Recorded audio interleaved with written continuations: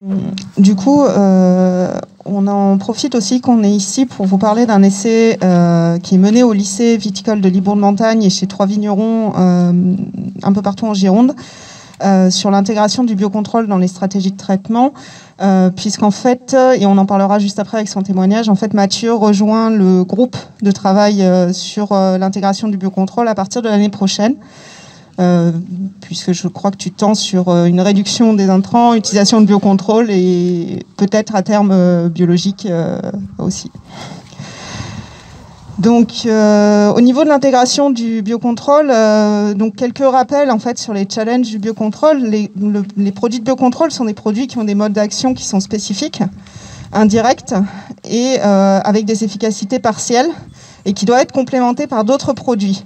Du coup, nous, quand on a créé le projet Alfongi Biocontrôle, on avait l'impression en 2017 que c'était des produits qui étaient peu utilisés sur le vignoble bordelais parce qu'on manquait de références techniques sur leur intégration dans les stratégies de traitement.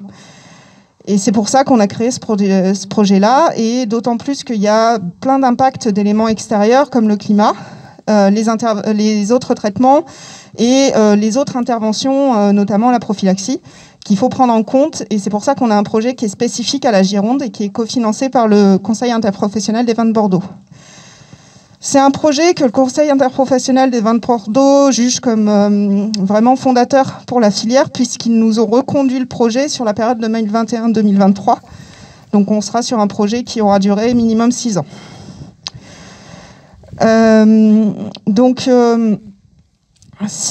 Au niveau du lycée de montagne, le bilan des résultats qui ont été obtenus sur le mildiou en 2018 et 2019, donc on est vraiment sur l'utilisation de tous les produits de biocontrôle qui existent, et pas forcément que des bio, mais qu'on complimente avec des petites doses de cuivre. Et donc quand on compare l'efficacité d'une stratégie biocontrôle plus petite dose de cuivre avec juste petite dose de cuivre, on voit que pour les stimulateurs de défense des plantes, on a obtenu en moyenne 10% d'efficacité en plus sur grappe au niveau de l'intensité, ce qui n'est pas suffisant. Et ça, c'était suite aux règles de décision qu'on avait prises. Donc, il nous faut retravailler sur ces produits-là. Pour les phosphites, l'huile essentielle d'orange douce, on est sur du 50% d'efficacité en plus, ce qui sont par contre des très bons résultats, puisqu'on est sur des résultats qui sont équivalents finalement à une dose de cuivre qu'on aurait mis normalement en bio, avec réduction de minimum 1 kg de la quantité de cuivre appliquée. Et pour les tisanes, on est intermédiaire. Donc les tisanes, là, c'était de la prêle et du sol, qu'on alternait un traitement sur 2.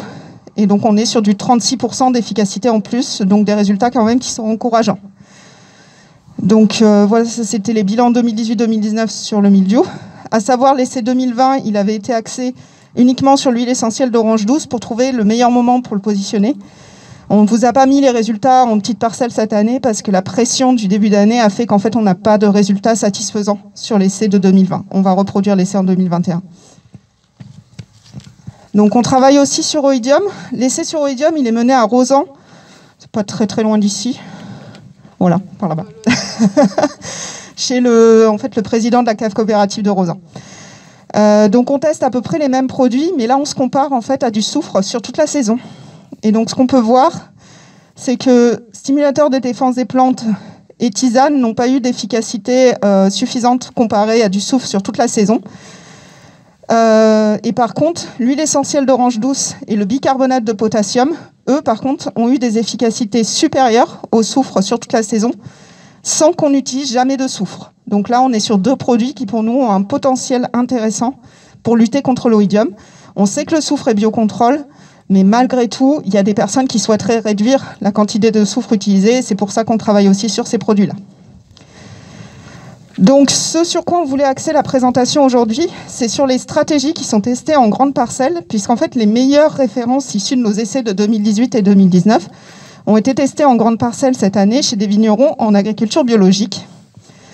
L'idée, c'est de faire des expérimentations participatives pour voir si nos stratégies, qui intègrent le plus possible de produits de biocontrôle, sont utilisables par des vignerons et si c'est pratique à faire. Donc, on vous a mis la stratégie qui a été testée cette année. Donc, le Limocil, l'huile essentielle d'orange douce, qu'on souhaitait tester sur mildiou. Il peut être appliqué jusqu'à 6 traitements maximum. Et il ne doit pas être renouvelé à moins de 7 jours d'écart. Donc ça, on a intégré ça dans la stratégie qu'on a mis en place.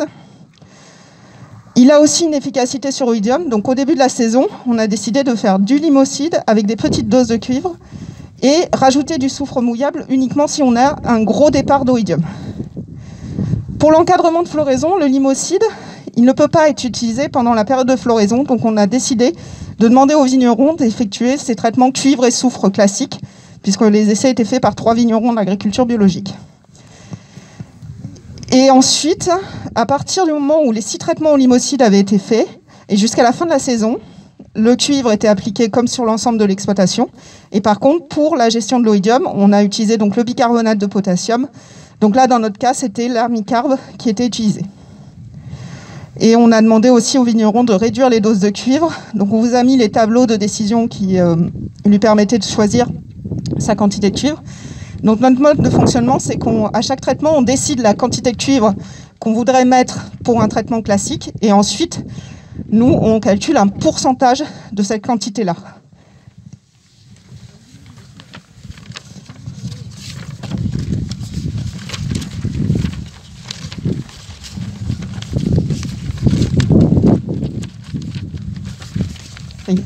Bon, donc, quels ont été nos résultats?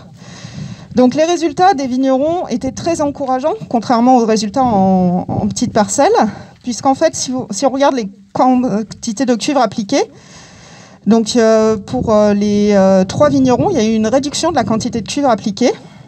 Il y a un vigneron qui a fait 300 grammes de moins, et un autre 465, et le dernier 500 grammes de moins. Donc ça paraît pas grand-chose, mais c'est quand même un gain de 1 à 2 traitements au niveau cuivre qui peut permettre d'atteindre plus facilement le niveau de 4 kg qui maintenant va être obligatoire pour tous les vignerons, qu'ils soient en bio ou non bio. Au niveau de la quantité de soufre, par contre, les réductions là sont vraiment drastiques, puisqu'on est sur des réductions de minimum 53%, avec 25 kg de cuivre à Cavignac, de soufre, qui ont été optimisés. Et sur couture et les esseintes, c'est 15 kg de soufre qui ont été optimisés. Et au niveau des notations, à Véraison, ce qu'on voit, c'est que les stratégies biocontrôle étaient équivalentes aux stratégies des vignerons, puisque statistiquement, il n'y avait aucune différence. À noter par contre qu'au niveau mildiou, il y a un vigneron, celui de Cavignac, qui a eu beaucoup de mildiou sur grappe, sur sa référence viticulteur. Mais pour ce cas-là, on suppose qu'il y a eu un problème de pulvérisation. Parce que c'est quand même bizarre que nous, on ait moins de 1% de mildiou et que lui, il soit à 10%, alors que les quantités de cuivre étaient quand même pas si éloignées que ça. Donc notre objectif dans le cadre du projet Alfon J2, c'est d'intégrer des vignerons en conventionnel sur les stratégies de biocontrôle.